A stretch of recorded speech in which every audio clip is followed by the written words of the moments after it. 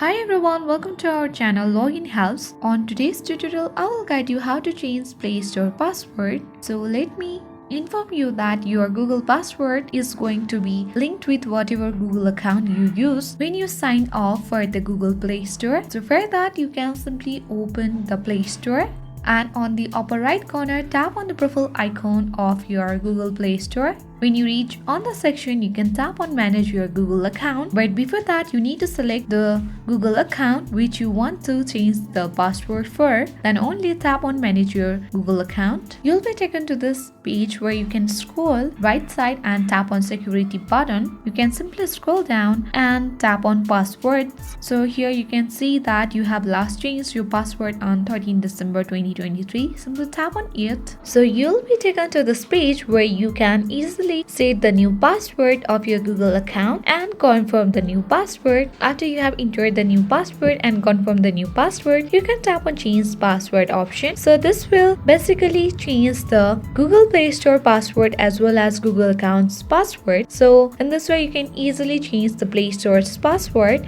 Hope so you found this video useful. Thank you for watching.